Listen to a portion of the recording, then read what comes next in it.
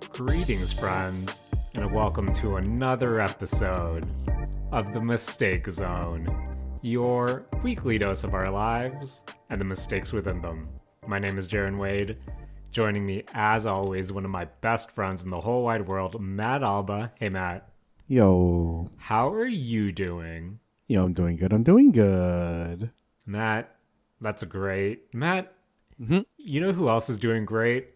Who, Jaren? Wallet Coon. Oh, man. Actually, I take that back, Matt. Wallet no. Coon's not doing so great. They're on the road to recovery, right, Jaren? On the road to recovery, he put in work this week. Okay. But not for the reasons you might expect, but to continue a conversation we had last week. Mm-hmm. As I said, Matt, we had 4 Y Schwarz HoloLive graded cards eBay bids ending on my birthday, Matt. Mm-hmm. Instead of staring down the barrel of my mid-30s, I'm unfortunately here now. Not great. I feel like the moment I turned, my knees instantly, which were already bad, as you know, got notably worse. But as noted last week, we had 4 HoloLive graded cards. You know, I was watching, I put in some bids. You know, I tried to max out around $80 USD. Not as serious bids, but hey, I'll be that guy, man. I'll try to drive the prices just a bit. This guy. So, Jaren, tell me about your 4 new HoloLive White Schwartz cards. I would tell you, Matt, if I won any of those, but I pulled up all 4 listings to review. I was looking at Aqua, Mio, Kanata, and Hachima. And for Aqua, her final selling price, Matt, 87 USD. Damn. My bid was at 80. So, okay. You're close. You're close. For Mio, my max bid was 70. Her final selling price, Matt, 71 USD. Damn, Jaren, you could have had a Mio.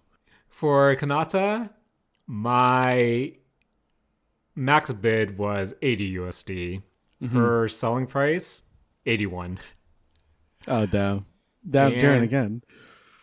For Hachima, I'm not surprised, but her final selling price, Matt, winning bid was 115.50 USD. 115.50. Damn. Yeah. I wasn't sure. Wow, now that I know you can up bid by 50 cents, I might, keep that in my back pocket right now. But I don't know, Jared, that feels kind of gross. By not committing to the full dollar? Yeah, something about that seems like illegal to me. But looking at how much these cards have sold, man, were you kind of surprised by the end result, the 50 aside? Kind of. Like, I didn't know that, I guess White Schwartz cards really sold for this much, to be honest. Well, to be fair, I actually had another one watch listed for that ended today, Matt, and it was actually a 9.5 graded Yotsuba card signed, one of the foil signatures, but that one ended up going for, I believe, 95 Canadian, and you know me, Matt, I'm not going to commit 95 Canadian to Yotsuba. No offense to Yotsuba. But yeah, when I was kind of the time was ticking down and I was debating if I wanted to increase my bids, I thought, well, the second series of HoloLive White Schwarz cards are being released in English pretty soon. And in that set, that's when we got Council. We have ID 1 and 2 having their cards in the mix as well. So I thought, Matt, if I'm going to commit to bidding on graded HoloLive cards, I'll wait for hopefully a good ID card to come through, and maybe I'll put my bits towards that. Well, or, I might be a scumbag friend, Matt, and when your trip to Japan is on your way, and I don't know, you might be in Akihabara. Maybe, Matt. But yeah, that's the end of my eBay story for now, Matt. For now. I mean, Jaren, I look forward to your eBay story when you tell me about your $115 Muna purchase. Man, Matt, something that really disappointed me about eBay is that I think if you remember, I think maybe a decade ago, I was kind of a lot more into eBay purchases just because that was when I was really into that vinyl figure kick, and I was able to purchase a lot of Kid Robot stuff. I was able to get a few figures like relatively cheap, especially compared to what they're going for now.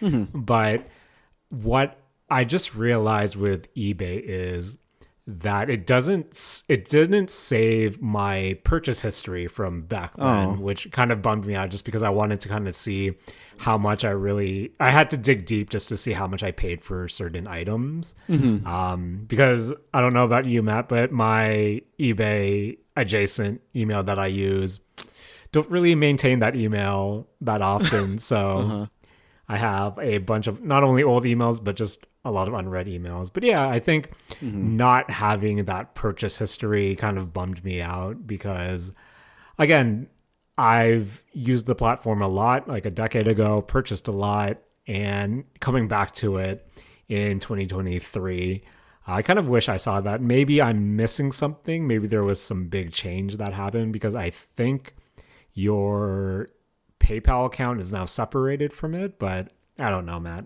Oh. It's a marketplace that I'm rediscovering once again, but I come to you without any HoloLive cards, but let's just say I found other uses of that essentially $400 that were put up for grabs for the HoloLive cards. But Matt, I dodged some mistakes this week. Was your Wallet Coon lucky as well, or did they take a hit this week as well? Jaren, my Wallet Coon has been fine. Jaren, okay. I technically went in on the past 2 weeks. I started playing two, I guess, new $60 games, which I guess we're gonna get to later. Okay, but I did pay for at least one of those like 3 years ago. Oh, so, was that part of a sale or like one of those E3 sales from back in the day, or was this no. The game I'm talking about is Baldurs Gate 3, which I'll get into like later. But it's been in early access for like 3 years, and now it finally hit full release. That's cool, Matt. Yeah. And whenever someone says early access, I gotta ask Matt, do you still go to the Kickstarter well these days, or? Not for video games. The only thing I really use a Kickstarter for now is browsing. Hey, that's cool. Or what's happened a lot in board games is that if there's a special edition version of a board game, they'll usually kickstart it and be like, hey, here's like a better version of a board game, like as a collector's edition with all these like nicer things. Okay. And I had to debate on if I want to feel FOMO or not. I feel that, Matt. In terms of my final Wallet Coon tangent, Matt, there's one purchase I semi feel bad about this week. Okay. And as you know, one of my many vices is, when it comes to collecting are vinyl records. I think we have a good record player set up with some speakers attached to it, and I think just in general I do like collecting vinyl records, just because one, sound quality aside, it's also just having that artwork kind of being blown up to for something you can actually appreciate and look at and just display if you want to. I think in comparison to CDs, the jewel cases are so small. So at least having a, bigger piece of art to look at while you're listening. And I kind of like that. That's kind of my vibe, Matt. Sunday afternoon, put on a record, play something on my Steam Deck or browse the internet. That's my vibe. So this week, I purchased a few new vinyl records just to add to the collection, just because I wasn't able to purchase some HoloLive cards. But I guess since we're in the mistake zone, two of those records that I purchased were the Cowboy Bebop soundtrack and the Evangelion soundtrack as well. Because Matt, oh nice. You know me, love me some Cruel Angel Thesis. I think one of these days when we're grasping for topic straws, such as today's episode, we can talk about the possibility of where does Cruel Angel Thesis rank up there in terms of OPs of all time. But anyway, another album I bought this week was Mad Villainy by MF Doom and Madlib. Of course, MF Doom being one of my favorite artists of all time. It's just a record that I adore and I wanted to get on vinyl. And I think with me, Matt, vinyl records are kind of on, of course, they're a luxury item at this point. They're on the pricier end. For me, I wanted to get Mad Villainy around, under $40 if I could. And I was able to find it on Amazon for, I think, $44. And I thought, okay, I have some Amazon gift cards. I'll put it towards this just because I had browsing through vinyl stores in the area. I haven't been able to find it. So ordering off Amazon was kind of an ordeal in itself just because, Matt. Is that safe, Jaren? It's safe. Like I bought vinyl from there, but it's just that, dynamic pricing that Amazon seems to do where, one day it's $44. Let it sit in my cart for a bit longer. It's $45. The next day it's $46. I was finally able to get it, to wait it out and get it back to $44. But before I was going to pull the trigger on this purchase, I messaged you this week, Matt. I asked, hey, would you drive a total of 2.5 hours to save $12? And Matt, you know me. If I ask you a random question like that in terms of trying to get feedback and the lay of the land, so to speak, I'm going to ask a whole bunch of people because I want to get a bunch of opinions. Matt? No one said they would drive 2.5 hours to save $12. Dude, 2.5 hours is such a long time. Because does that include it doesn't include that is both there and back, right? Yeah, both. So it would be around 1:15 to go there. Pick up Mad Villainy. Essentially, I wanted to pick up Mad Villainy and Gorillaz Demon Days, another album that means a lot to me, which would be, both of those together would be $12 cheaper than if I were to go through Amazon. And I will spend money on I will spend $12 on Uber Eats or Skip the Dishes to not have to drive 4 blocks away. Fair, Matt, fair. To be fair, also friend of the show, Julian, he said, if you're going to make a day out of it, sure, go for it, I guess. But that includes trying to get a meal, visiting all the anime stores that area has to offer. But Matt, you know me, hate driving. Yo, same. Hate driving so much. So I bit the bullet, bought it off Amazon. And today we went to a record store in downtown. And Matt found Mad Villainy for $40. Nice. Classic. I was debating, should I buy this now and just, return the Amazon package? But I thought, no, that $5 difference is my my cross to bear, Matt Alba. Just because, I don't know about you, Matt, but I've done my fair share of returns to Amazon, and it's pretty seamless, to be honest. Yeah. But sometimes if the item's big enough, they'll try to charge you for shipping, and then it becomes a whole back and forth or erupts that I don't want to do. I'll bear it for now, Matt. That's Jaren's capitalist consumerism pig update for the week. Got some new vinyl that I'm listening to, but what's up? Jaren, did you ever end up buying the Hatsune Miku vinyl or no? No. I think that's still one of those I'm looking out for. I think official Hatsune Miku vinyls is kind of hard to come by. I know the one in question I was talking about was that what's that band's what's that band called? Amamada Gucci or something? Their Miku song.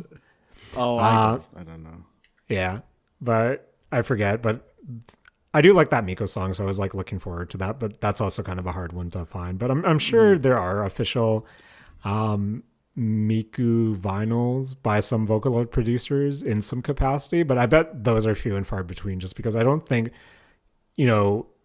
vinyl as a media form is that prevalent in Japan. I think there's still it's still a big CD market there, where even more so, I think a vinyl record would be such a more luxury item, mostly due to kind of size concerns as well. But if I ever do purchase that, Matt, I'll make sure to let you know. Nice. And nice. But yeah, that's my those are my purchases for the week instead of 4 Hololive cards, Matt. Nice. And hopefully now Wallet Coon can rest for now, Matt. For now. Speaking about taking a rest, I come to you this week with. I don't know if this is something I should be proud. This is definitely something I should be proud about. But Matt, the last few times we've discussed mobile games on the show, I think I told you that my 4 mobile games that I play in my current rotation are Bang Dream Girls Band Party, Arc Knights, Project Sekai, Hatsune Miku Colorful Stage, and D4DJ. Matt, I come to you on August 2023, and I've dropped Project Sekai and D4DJ. No, Jared, you're lying. It's been 3 days since I logged into those 2 games, and I think I'm done, Matt. I think I'm free of 2 of the 3 mobile games that I quote unquote played on a daily basis because Matt, I found myself, living life. I was out there touching grass and playing HoloCure in preparation for the HoloCure 0.6 update. And I found myself at 11 p.m. going, man, I'm really tired, but I still should log into Project Sekai and D4DG to at least do my dailies.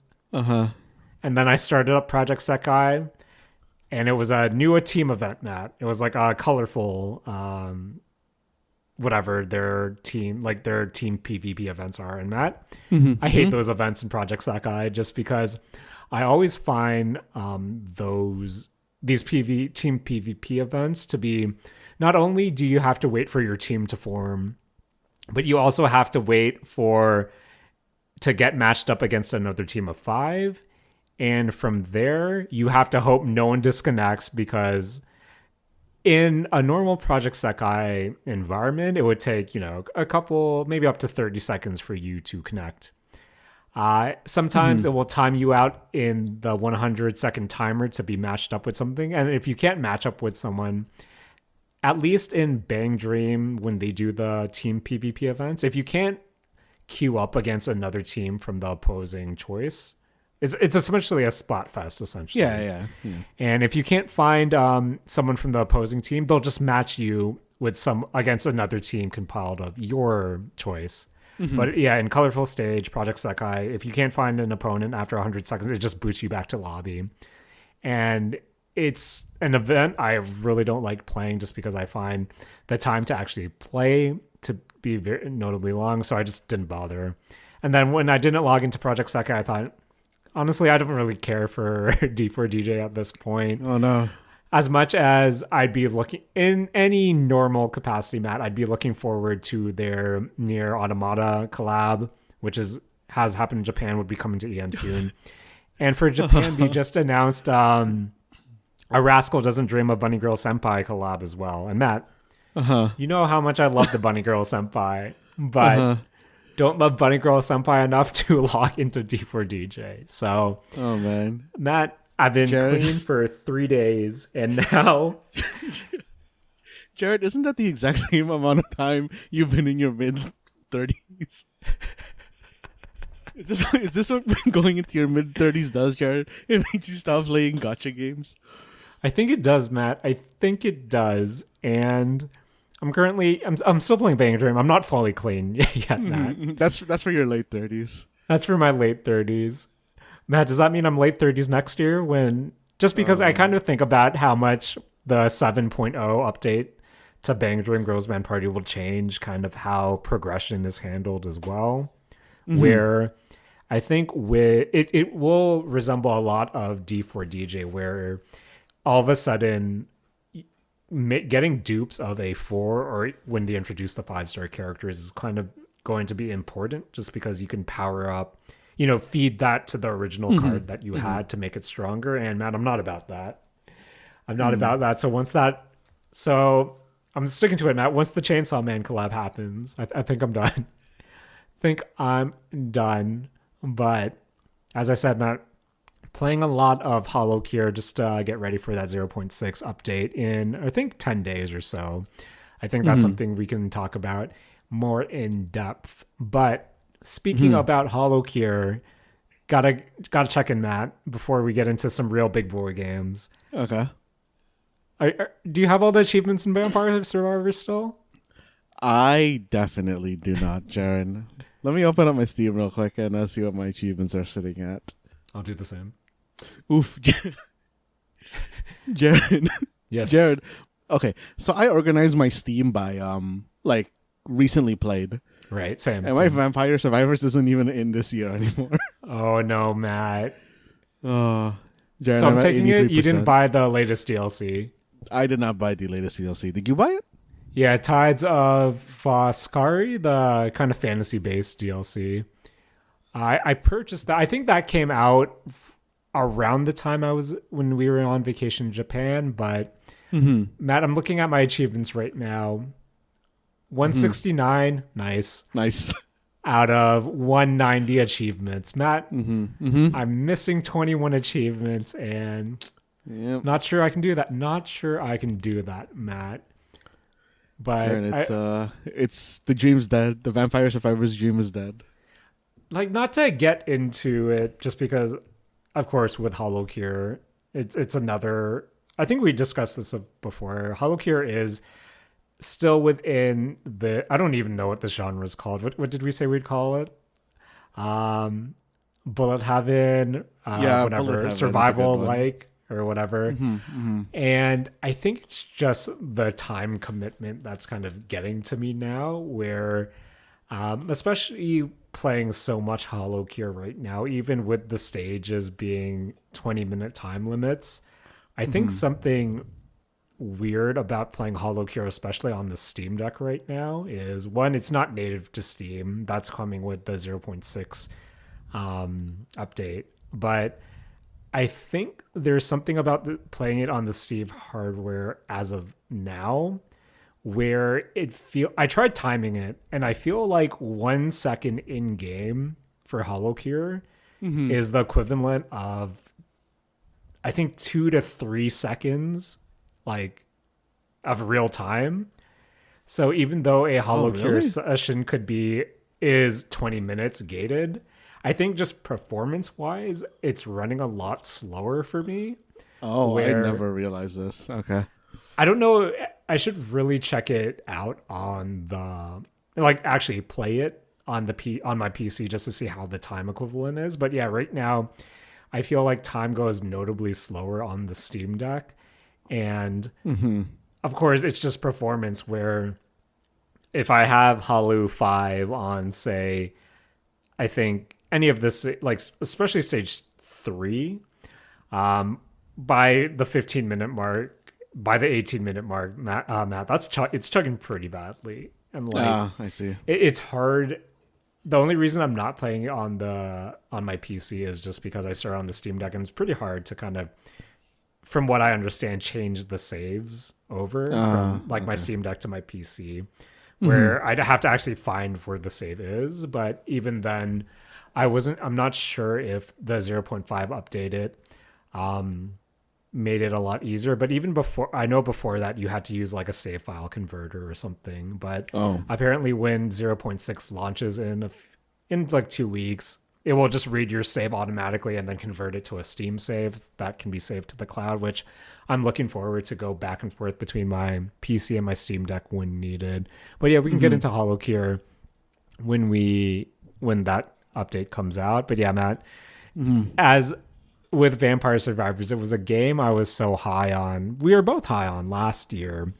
But I think, again, if I'm playing Hollow Cure, I can't go back to Vampire Survivors just because I feel like the run being you having to commit to the 30-minute run, even though I'm essentially committing to a 30-minute run for Hollow Cure right now, I think that's becoming like a harder and harder ask, especially with so many games out right now, where I think one of these days I'll go back to trying to max out all the achievements. But yeah, Matt, for now, Vampire Survivors Dream is dead.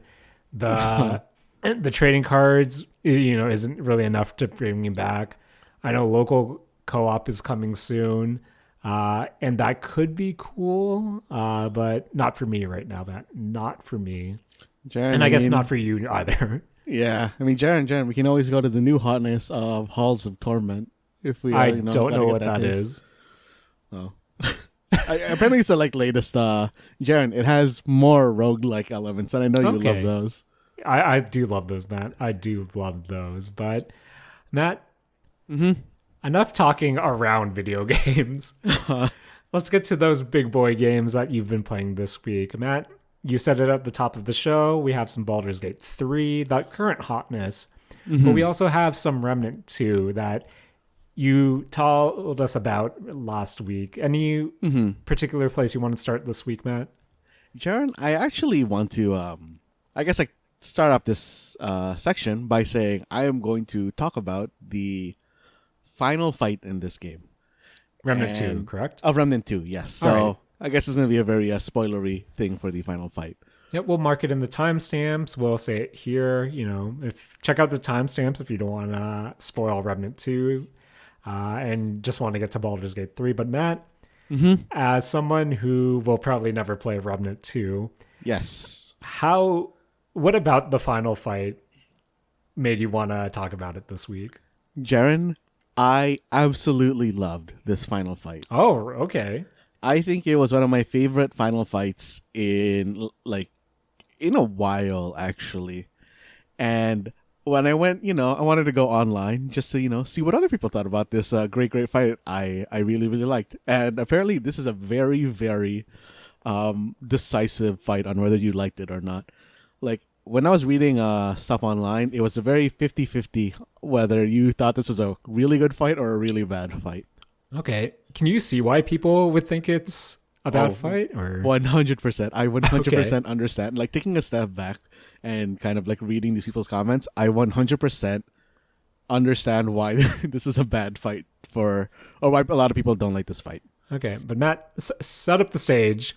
First, what is the final fight of Remnant 2? Okay, so the final fight of Remnant 2 is a essentially two-phase boss fight. Okay. In the first phase of this boss fight, you are basically fighting a giant dragon demon. You're in a kind of donut-shaped stage, and there's no obstacles or anything, and it's kind of just flying around above you. It'll swing a sword down every so often. It can kind of do seismic slams, so there's a kind of pulse that you need to dodge, and it's a very kind of open and a very big fight. Yes. The things that I really understand about why some people didn't really like this fight is that if you are playing a melee build, this fight is super, super annoying because this is really a boss that is about, I want to say 60% in the air, 40% on the ground. So I understand why melee players didn't like this fight or this portion of the fight. Okay, understandable. And this is also a fight where you need to be able to dodge properly. It's the kind of mechanics where if you mess up one of the dodges, it dominoes into you messing up the rest of the dodges. Okay, I can see why people aren't fans of that. And Jaren, I really, really like this fight because of that reason, and because I think that this is one of the best telegraphed fights with regard to sound. Oh, okay. The sound design for this fight, I think, is so good because there is a very specific attack noise that comes at the point where you need to start dodging. And I really, really like that because this leads into the second portion of the fight where Jaren, I mentioned this last week that one of the core themes of this game is corruption, right? And yes. in the final fight, you move over to a kind of digital plane. Kind of like you remember Robotron 64? Yeah, I do remember Robotron 64. Yeah, it kind of like shifts into that sort of graphics for the environment and like the kind of like surrounding area. But like you and the boss are like still kind of like standardized graphics. Oh, but that seems like a pretty cool aesthetic choice. Yes, and while the kind of environment is like that, Jaren, this is a visual clusterfuck of stuff going on screen. Because while you're here, there's just, robot tentacles flying everywhere. This boss itself has a huge sword that kind of swipes across the full stage, and it's shooting lasers all the time. Jaren, like, I really enjoyed it, but I fully understand why people didn't like how this looks, because there is so much noise on the screen. But this leads into what I was saying previously, where I thought that this was the best sound designed game or fight, because the sound design continues to be really, really good in Phase 2, and that is basically, I think, how they expected you to do all the dodges and stuff. Right. Because this phase was like, the openings you have in this phase are really 1 second long, and then you're doing like 3 seconds of chained dodges. Okay. And I understand, again, like that people really don't like that mechanic, but for me, really getting into the groove of it was so good.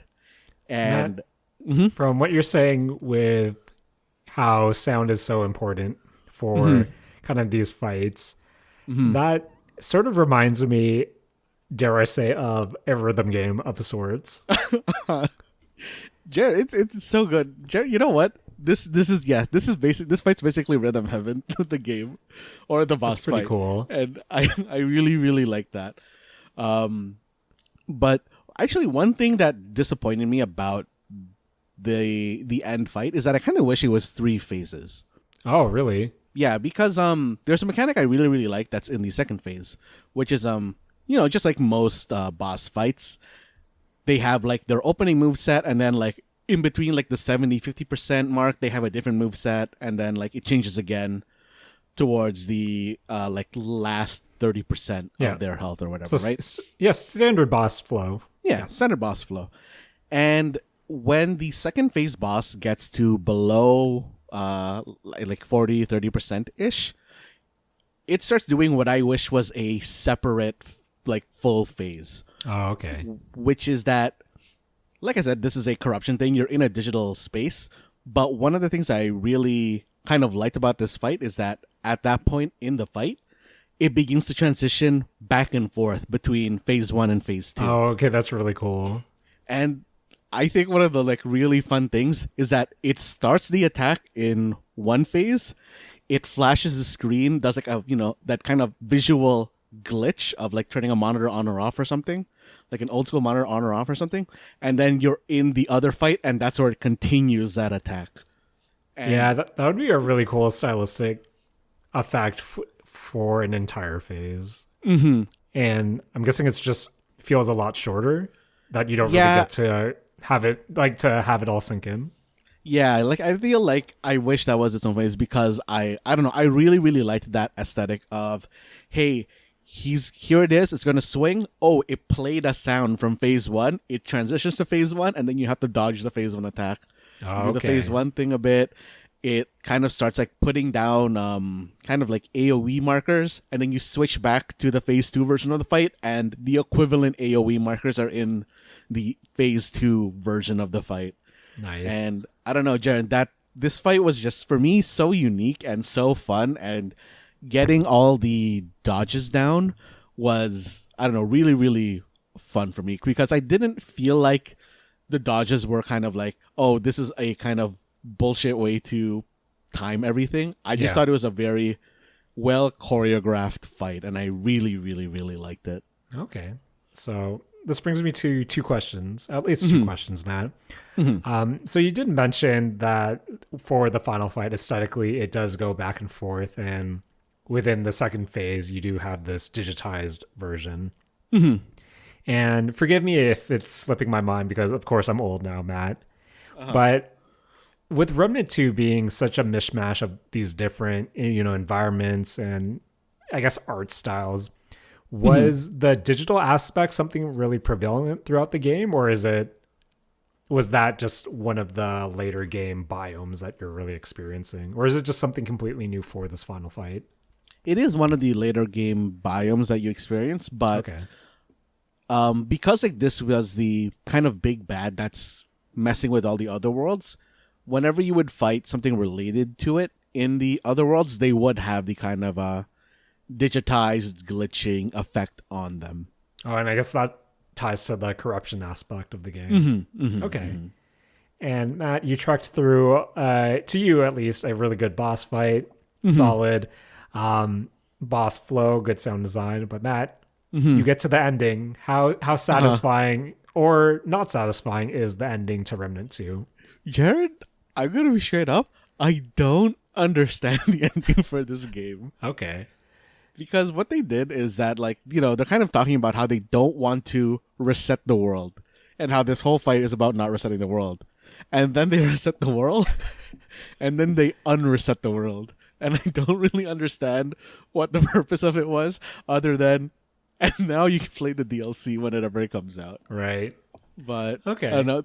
The ending aside, I really, or like the ending story stuff aside, I really, really, really liked this final fight.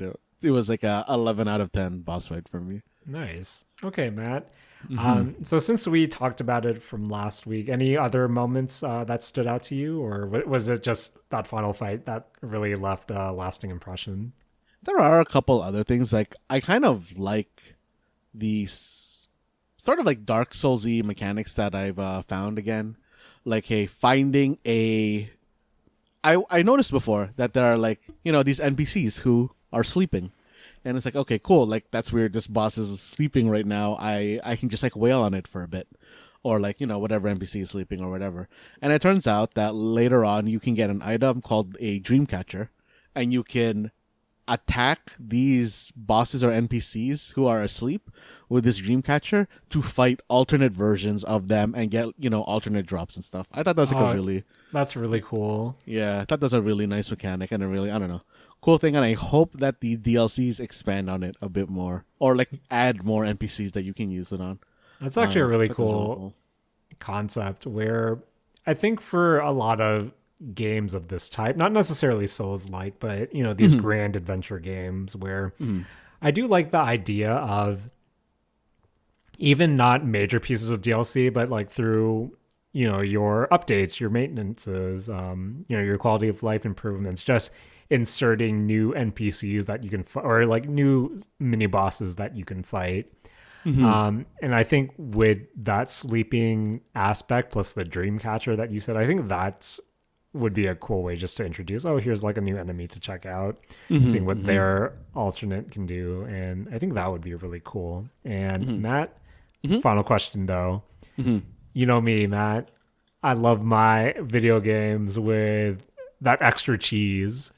In your time with Remnant 2, have you found any fun exploits or cheese that you could or maybe did take part on? I don't know if you could really call this cheese, but like I said before, you can dual class. Right. And being the dual classing with just 2 pet classes is actually kind of wild in terms of not needing to do anything. It's, I don't know, really fun to just have a turret down and then you can summon like these like floating eyeballs that like shoot things from a distance as well. So you kind of just like stand there and, you don't really have to do too much. Sounds like my kind of class. But yeah, man, Remnant 2 sounds pretty cool, where it might be something I'll come around to when the price is right or it gets added to either a Game Pass or a Humble Choice or something like that. But yeah. Now that we've checked in, Matt, any final thoughts on Remnant 2? For now, of course, for now. Yeah, I think Remnant 2 is a really great game. I remember that Remnant from the Ashes, or like Remnant 1, was free on Epic at some point. Yeah. And that's like how I got into this series. So I really wouldn't be surprised if it if Remnant 2 did that as well, or if it showed up within Game Pass at some point. Some point down the line, because apparently it's doing pretty well sales wise. And yeah, I heard it hit like 2 mil sales or something, which is crazy, Matt. Was surprising to me. Yeah. But Matt, Remnant 2, you have come from the ashes and experienced a fun boss fight. And I think I might have asked you, this last week, plus you've already kind of alluded to it. DLC coming. Now that you've had the game under your belt, is there anything DLC-wise that would make you want to come back to the game? Or that you would hope to explore? I kind of hope that they kind of just do... I'm assuming that each DLC is going to be its own world type. Right. I kind of would be interested in more gun variations. I noticed that there wasn't too many explosive weapons in this game, which I kind of like messing around with. Right. So, kind of seeing more stuff like that, or expanding, the breadth of options that you can work towards. I'm assuming they're also going to have classes within the DLC as well. Yeah. Nothing announced, correct? Or no, it's just 3 DLCs within the first year of release. Okay. Yeah. Sounds cool, Matt. Sounds cool. And until then, Matt, that's Remnant 2 from the Ashes. Divisive boss fight, but it seems like, Matt, you were a fan. And hey, I was a fan. That's all that matters here in the Mistake Zone. But moving on from Remnant 2, Matt, the other big boy game of the week. And if Remnant 2 was popular, it seems that Baldurs Gate 3 is notably popular as well. Selling a lot of copies. And I think just in general, I've been seeing a lot of just positive reception across the board for this game. Matt, as someone that doesn't know anything about the Baldur's Gate franchise, how are you liking the third installment? I am really, really liking this third installment. I am also very, very frustrated by this third installment through my own kind of mistakes. Okay, but Matt, before we get into those mistakes, to someone like me who is in the dark, what exactly is Baldur's Gate? Baldur's Gate is kind of a series that's always used the Dungeons and Dragons license and engines and systems within it. Okay. So Baldur's Gate 3 is basically if you turned Dungeons and Dragons 5th edition into a game. And, post-pandemic, post-critical role, I think that Larian Studios really, really got in at a good time to get this game going. Okay. Because I feel like they did really put this into early access at the start of basically lockdown stuff. Yeah. And with D&D stuff kind of just kind of getting an exponential boost in popularity recently. Recently-ish, relatively. Yeah. It really, really is a goldmine for them, especially since Baldur's Gate is a beloved series as well. Okay. And there is this kind of concept, Jaren, that I kind of want to ask you what you think about it. Yes. Which is that Baldur's Gate 3 is basically an S-tier version of a game within this not series, within this genre. Okay. And a lot of people are saying, "Hey, yo, check out Baldur's Gate 3. This is where CRPGs are going to be from now on, and anything that's not a Baldur's Gate 3 level is just trash." And the Baldur's Gate 3 people have been coming on and saying "Hey, yo, you shouldn't be expecting this out of others games, because this is just a not once in a lifetime, but this is a huge outlier in terms of this quality of project." And I don't know if you've ever really kind of thought about it from a dev's point of view, but do you ever kind of think about how other companies feel when they have to release a similar product? I mean, I guess you probably would have, considering what your job is, but releasing a similar product within the same time frame as another like huge game within that genre?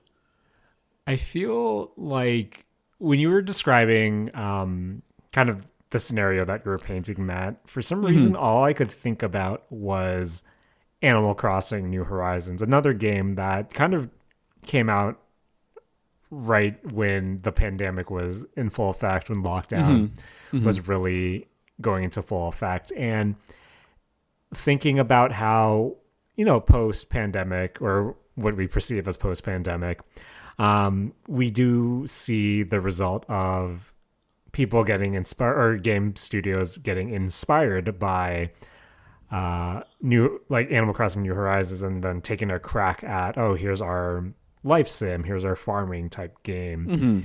And I feel like it's always going to be the case where when you do have a, let's say, genre leader, in the case of Animal Crossing or even Baldur's Gate to a effect, where you are kind of bound to see not necessarily copycats, but other entries in that genre. And I think it's something I do think about as a consumer when I see new entries. I think we've talked about it every time a new Nintendo Direct has happened, where we're seeing all these new farming games and all these new kind of sims, where it's a question that I posed to you previously of, what can these games do to make you want to play it after investing so much time with Animal Crossing? And likewise, even though I'm not necessarily a fan of the genre, or even the kind of the setting that takes place, because Baldur's Gate is this D&D. Don't get me wrong, I do love me some D&D in theory, but I think in terms of, aesthetic and setting, that fantasy, I guess painting isn't necessarily my cup of tea. But at the same time, with the popularity of Baldur's Gate 3, with like the critical reception and even the sales, we're bound to see more entries in this genre. That is where Baldur's Gate has proven that there is a market for.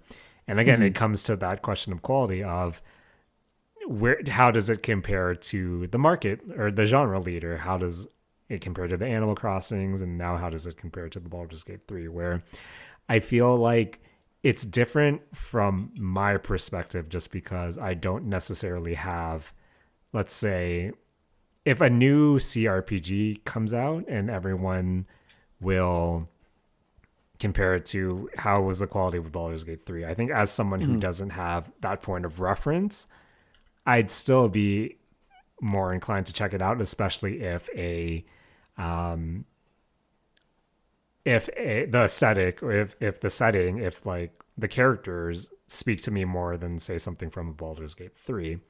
But at the same time, that's the issue for a lot of game devs, is if I'm entering a market with an obvious genre leader, how do I fare? What are my unique selling points in that regard? So I think it's something that I'm always keeping an eye out as well, just because I want to see how games are positioning themselves. I want to see how they're trying to compete in a space that, the CRPG market, in terms of, I guess, mainstream adoption, or I guess mainstream acceptance. I couldn't tell you another CRPG on the spot. That would be something I have to like think about. But yeah, but at the same time, if you have the devs of Baldur's Gate 3 saying it's like, hey, this was special circumstances right now, it would be kind of unfair. Like, I do kind of appreciate the sentiment, but Matt, we've been around the internet for a long, long time, and we kind of know it doesn't necessarily work that way, where even though it's kind of a nice gesture, depending on how the fanfare shakes out from this, I think, it's going to be something in the future when hopefully more games, because as a video game player, I just want to see a lot of choice as well, especially in a genre like this with so much possibilities. But yeah, that's my long-winded way of saying that it is something I'll pay attention to, especially Mm-hmm. when there is such a prevalent title. And, you know, it's also fun just to see other people's takes. But for Mm-hmm. you, Matt, someone who Mm-hmm. does have hands-on experience with Baldur's Gate 3, someone who has played it since early access, before we really dive deep into the game, what are your kind of thoughts about that sentiment of, hey, not expecting a lot or not expecting this to be the standard, but maybe the outlier in the genre moving forward? I think it's very fair. Like playing this game, there is so much. I think looking into it, like crazy stuff of hey, like everybody in this game is voiced. Everybody, like you have so many party members that have all their own unique stories. Like I think this is very much a case where the story beats and like missions for one character is enough to populate a whole another smaller game. Oh, that's kind Like of crazy to think about. yeah, the I don't know, like just like the expansiveness of the environments, how much actual stuff just asset wise is in this game to me is actually like super super crazy, and I fully understand why it's only been what do you call it? Or why it's being like taught as a we want this to be the new standard, but Yeah. this is unfeasible for anybody else to really do without huge amounts of funding and skill. Yeah. And I think that's what ultimately it will come down to is how much are publishers willing to kind of invest in a project like that. And Mm-hmm. I feel like with a scope, just those few sentences you said about Baldur's Gate kind of speak volumes to me, where I think that becomes a harder sell just because you could try to chase the success or what we perceive as Mm-hmm. success for Baldur's Gate 3, put the same amount of budget. And if that doesn't pan out, Matt, that's going to be uh, that's going to be rough afterwards. Mm-hmm. If it doesn't actually catch on like Baldur's Gate 3 has. But I guess instead of speaking about a I'm not even sure dark future about failed projects, let's talk Mm-hmm. about the success of this project right now. Matt, Mm-hmm. Mm-hmm. again, what you said, you have character stories fully voiced, things that could be games on their own. This sounds like a beefy game, Matt. And Yeah. I think you said you bought in through the early access period, correct, Matt? Mm-hmm. Mm-hmm. I did. Yes. Has this been a game you've been playing like throughout the early access period, or I guess before the official launch? How much Baldur's Gate 3 have you played in the last, what was it, couple of years? I tried to not play too much of it, like Mm-hmm. because I wanted to kind of keep the as much story fresh as I could. Right. I think within the early access, I played 50 hours, Okay. which is still like I think a lot for That's a an early beefy boy, access. Matt. Yeah. Yeah, and like in the past, since it launched, I put in another 20 something, Okay. which is like a pretty like a really like decent amount. Right. Jaren, I think at the top of this section, I said that I am having both a very good time and a very frustrating time with Yes. Baldur's Gate 3. And Jaren, I thought, hey, yo, you know what? I played a lot of I played a lot of RPG games. I've DM'd D&D 5e games. I've played in like D&D 5e games. I think I got kind of full of myself, Jaren, and I decided to play on the hardest difficulty of this game. And Jaren, it is kind of like not necessarily kicking my ass, but it's really giving me a run for my money. Okay. And there are definitely ways that I can make this a lot easier for myself, but me wanting to maintain the integrity of the party and characters within the game are stopping me. Really? Because Jaren, this game has a decent like spread of characters that you can play with. Like Okay. there is the character that you can create on your own that you will be playing as, and then there's like I want to say 10 to 12 party members that you can get throughout the story. And Jaren, I feel like I've like talked to you about this before, where there are characters that are good because they're good in game, and then the characters are good because you like the design and character of them. Right. And Jaren, I'm trying to play with characters who I like the design and kind of feel of, because it very much is a role playing game where you're supposed to team up with the people that you like to interact with. And when I did that, Jaren, just because like I was kind of looking at their designs and I kind of like these characters and I like the classes that they were given.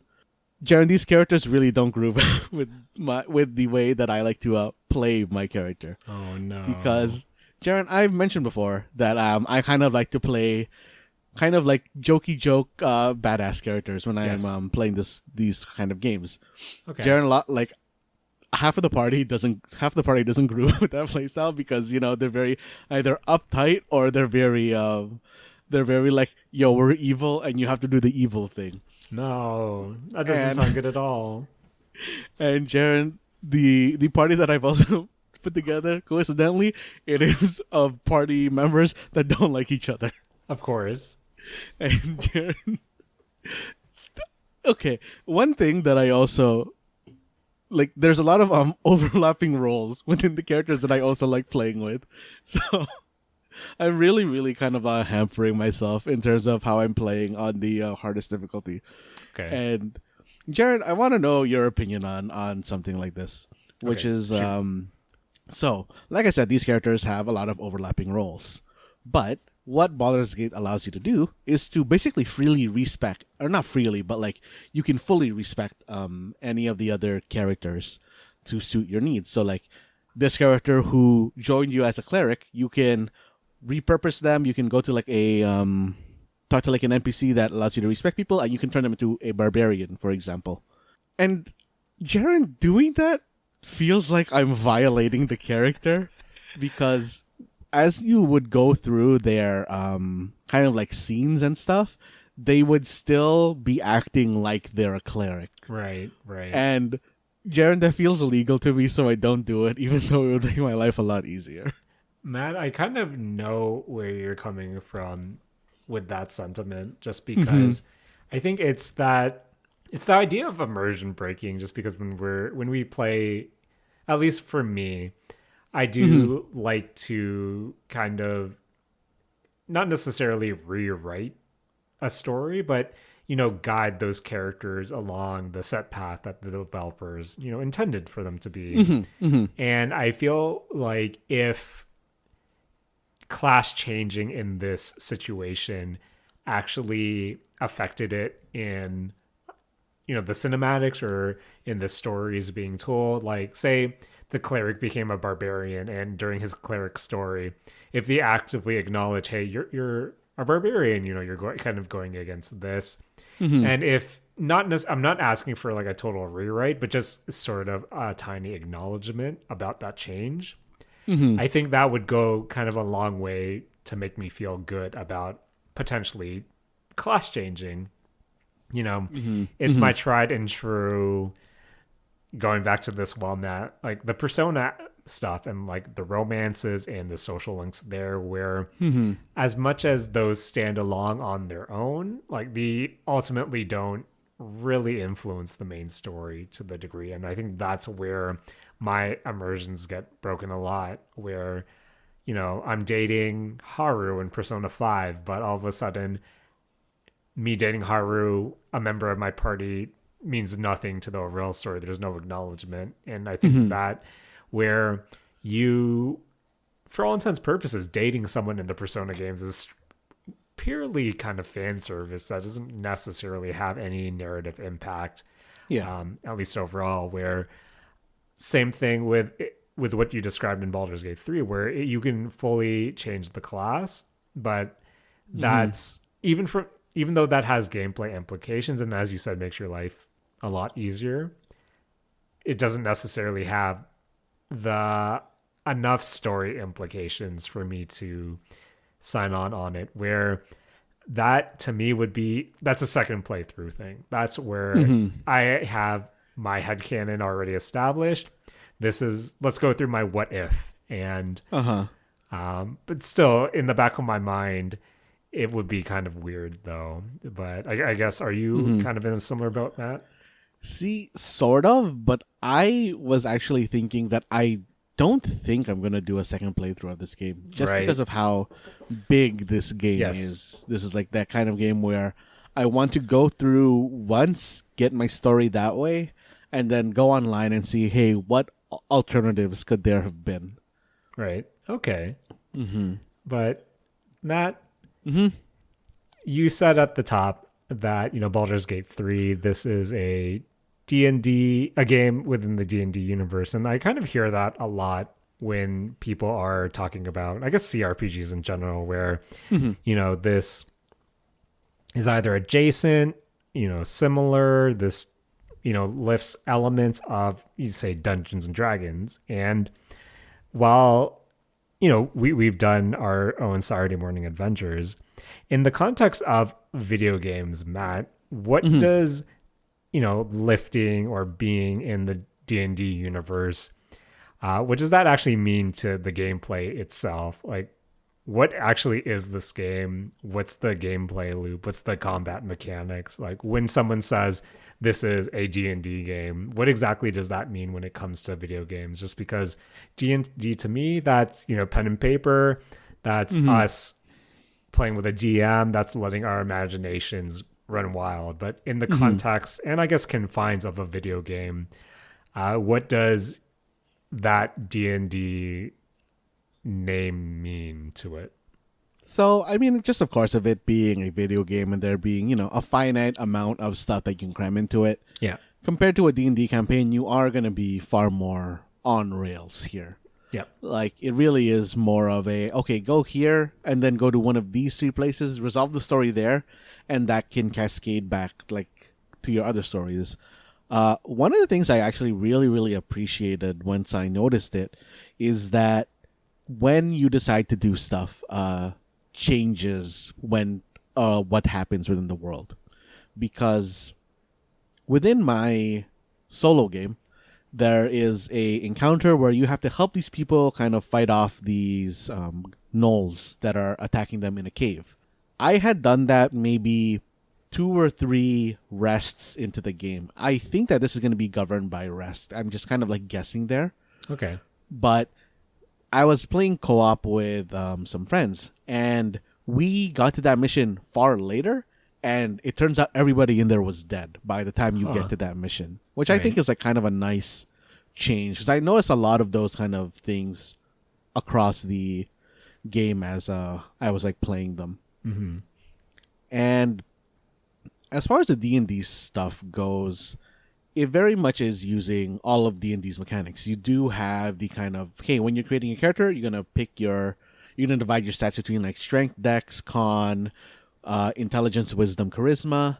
It does have the exact same, okay, you're going to have when you're at a 10, you have a +0. When you're at an 8, you have a -1. When you're at a 12, you have a +1, and so on and so forth. It uses the exact same kind of dice system in the background, because when you attack, it is rolling a 20-sided, or I guess not rolling, but it's doing a 1 to 20 random number generation and then adding it to all the equivalent stats and comparing it to an enemy's AC or an enemy's saving throw, like that sort of thing that they brought over from D&D. Yeah. One thing that I liked about the conversations, though, is that all the conversations tend to have a pretty nice amount of branching to them. One of the things that I never really liked in a lot of these kind of RPG games is when you get to that point in a conversation where, hey, this is the advancement text, this is the like flavor text, and then it'll bring you back to this screen. And while that does exist within Baldur's Gate, I feel like it's a lot more obscured. Okay. In terms of which ones will actually do that, because you're given so many more choices that can advance the conversation. And a nice thing about it is that the way that they kind of do the conversation system is that they also give your characters tags. Stuff like, hey, you're a dragonborn, you're a dwarf, you're a, warlock, you're a barbarian. It gives you a bunch of tags that like you can kind of your character just has. And when your tag lines up with something related to what you're talking about, it will show you, hey, here's a tagged option that you only get because you're a wizard. And I don't know, having those kind of options where they're either ones that make it so that you don't have to do a roll. Like if you're, talking to someone and you have to convince them something, you can do a usual D&D type thing where it's, hey, you have to roll a persuasion check. And then it goes to the screen. It gives you an animation of a dice rolling. It shows you the number, shows you the DC that you have to beat. And it adds like your bonuses to it. And I don't know, I think that's a very nice effect to it.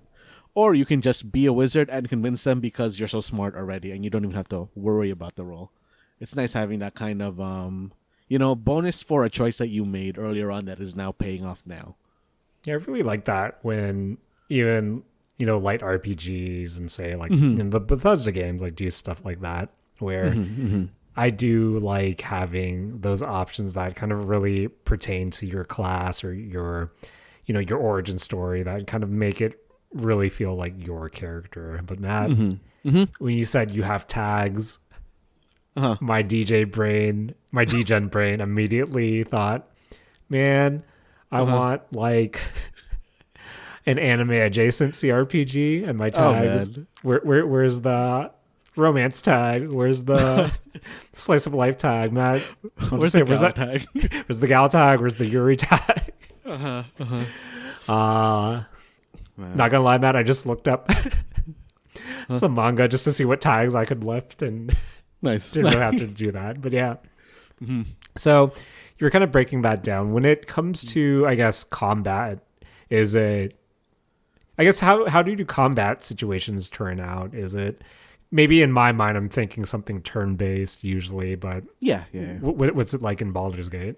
Yeah, Baldur's Gate is a fully turn-based game. It is basically exactly lifting the D&D rule set where, hey, you take a turn here, you kind of, it's this character's turn. They can move. They have a bonus action. They have a standard action.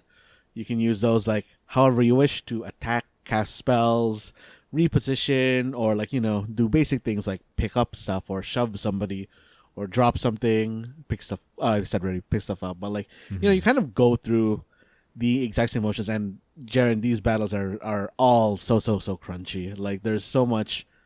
Like you can't just make it, hey, attack like this person. They're gonna attack you back and that sort of thing. But I don't know. Maybe it's just because I'm on tactician difficulty. It does really feel like I have to plan a lot more. I can't. I think like an important thing in this game is that it does, or at least on tactician mode, it does make you have to consider how and where you're going to start taking fights. Yeah.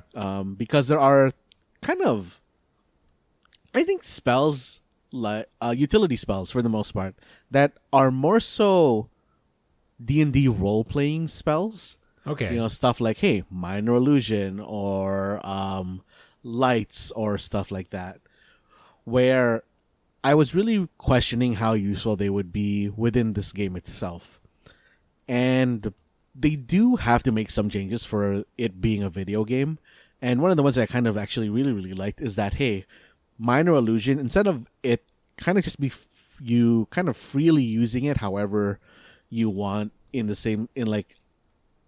or like how you would do it in an actual D&D game, they've used it as a lure, where if you cast minor illusion, anybody who sees it will be like, hey, what's that? Let me go investigate it. So you can use it as, like I said, a lure to bring enemies around. And having that is, I don't know, so critical for being able to separate fights, like one big fight into two small fights that are a lot more manageable. Right. And I don't know, kind of wandering around doing that thing, talking to people to see, what they're about is, I don't know, I think like this is just a huge game that if you are into the role-playing aspect of things, that you should really, really check it out. Matt, as someone who was going into this conversation with probably no real interest, I think a lot of the words you're saying are tickling, the happy places in my brain where this is something I'm kind of leaning towards checking eventually. But Matt, what were some of the Saturday morning adventures that you found yourself in with your time so far in Baldur's Gate 3? And any key side stories, storylines, or just even world interactions that really made you go, hey, this game is neat? Jaren, there's so many of those kind of oh, I didn't expect this to work that way sort of things, where I think in a lot of games you can kind of just flip switches as you like you don't have to worry about it. Mm-hmm. But there was one particular cave in here that kind of just had all these switches, and I was like, okay, what's this do?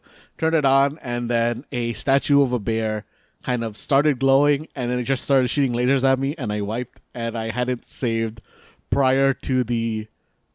because I had been flipping the switch because I was wandering around after doing a fight. Didn't save after I finished that fight because I thought there was no more danger. So I had to go redo a particularly frustrating fight because this fight included an incapacitated NPC who you're trying to save, and if you ambush the party who kidnapped this NPC wrong, they just kill him. So, Matt, I have to ask, just because there seems to be a lot of consequences in this game. Mm-hmm. Matt, what's the save scumming situation like? The save scumming situation is very, very good. You press, you just press F5, you create a quick save in a second, you can go back to it very, very easily. It's really, really easy to save scum in this game if you want to, get everything perfect. Right. Mm-hmm. Okay, cool.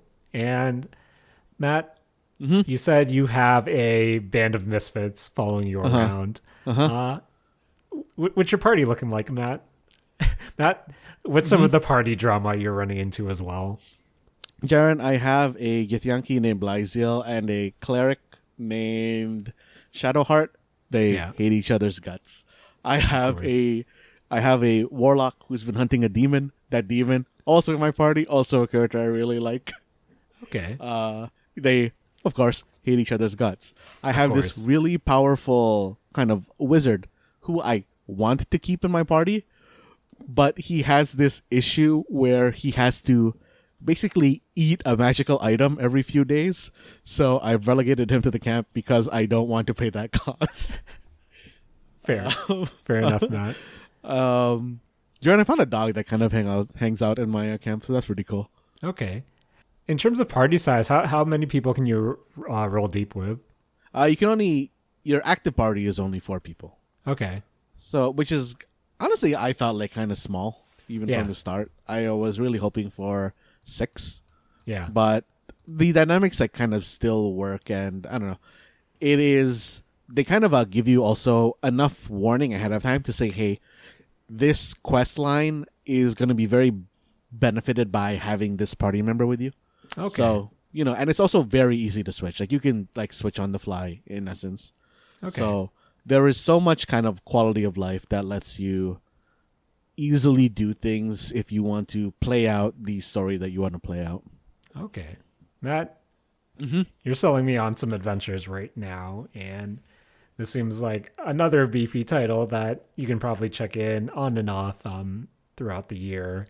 Mm-hmm. But Matt, any closing thoughts for Baldur's Gate 3? Because you said, it seems like you've just dipped your toes in so far. I know you said 50 hours during early access, but with the full release, I feel like there's still a lot of uncharted territory for you going in. But any closing thoughts that you have this week? Jared, I'm scared. I'm scared of future consequences from choices that I thought were very nonchalant. Creeping up later and really biting me in the ass. Matt, those are the worst. Those are the worst. But Matt, Baldur's Gate 3, another beefy boy game, and one that I am excited for you to kind of share your updates and maybe I hate that we're talking about such a beefy game, and I'm my mind immediately goes to this. But were there any plans of DLC or anything that they said? I have not heard anything about DLC for this game. Okay.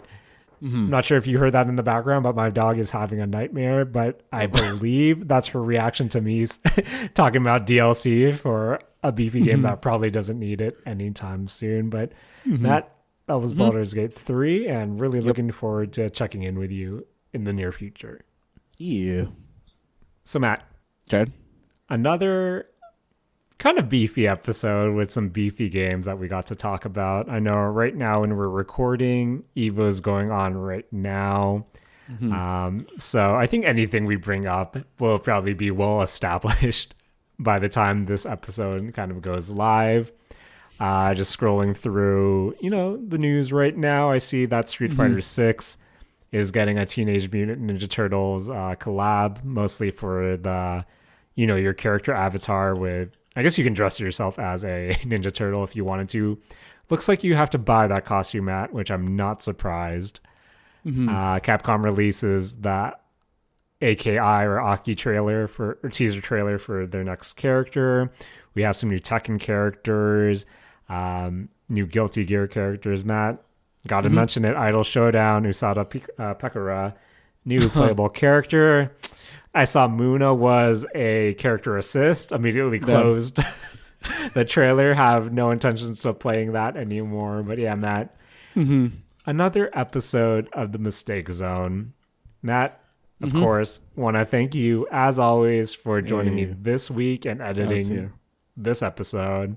Yo, Jaren, I gotta thank you for hosting this episode of thank The you, Mistake Matt. Zone. Thank you, as always. Don't want to thank mid-30s. Do want to thank purchasing. Want to thank Cool Final Fights. Want to thank Mike Haggard, now that we're talking about Final Fights. Hey. Want to thank D&D. And Matt, want to thank party members that don't get along, but have to do it for the common goal of your entertainment. But Matt, please take it away. This has been The Mistake Zone, and we're all out of conversation choices.